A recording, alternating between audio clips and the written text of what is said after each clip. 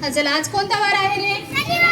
शनिवार म्हटलं की आपल्याकडे काय असतं? प्रयोग. चला शिकूया प्रयोगातून विज्ञान, आहे की नाही?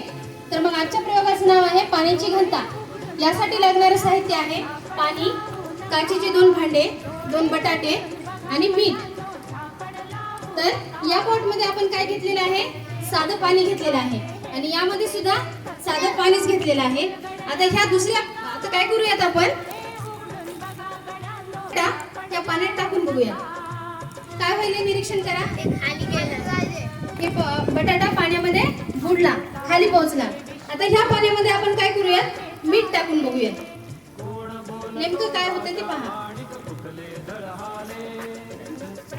आता या पाण्यामध्ये आपण मीठ टाकलंय आणि त्याला चांगलं ढवळून घेत आहोत. म्हणजे काय होईल? पाण्यामध्ये मीठ विरघळेल. हे बघा, हे मीठ म्हणजे द्राव्य आहे आणि पाणी म्हणजे द्रावक, आणि ह्या दोन्ही पासून जे तयार झालेलं आहे हे द्रावण आहे. आता या ठिकाणी या पाण्यामध्ये मीठ टाकल्यामुळे त्याची काय वाढली? घनता वाढली. आणि आता हा बटाटा बघा कसा होतो ते. उडायलाय का? बटाटा काय व्हायलाय? तरंगायलाय. कशामुळं? पाण्याची घनता, म्हणजे ह्या पाण्यामध्ये मीठ टाकल्यामुळं त्याची घनता वाढली. आणि हे काय आहे? नुसतं पाणी आहे, त्यामुळे ह्याची घनता कमी आहे. ज्या पदार्थाची घनता त्या पाण्यापेक्षा कमी असते तो पदार्थ बुडतो आणि ज्याची जास्त असते तो तरंगतो.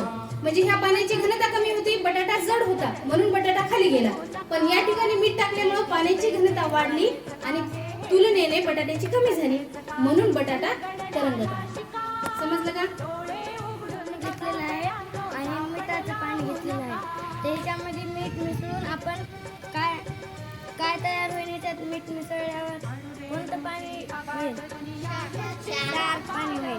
तर आपण हे 2 बटाटे घेतले, तर एक बटाटा आपण साध्या पाण्यामध्ये टाकून बघूया काय झालं रे. आणि दुसऱ्या मिठाच्या पाण्यामधून हे एक बटाटा टाकून बघूया, हे का बुडाला नाही? पाणी असल्यामुळे हे बटाटा बुडाला नाही.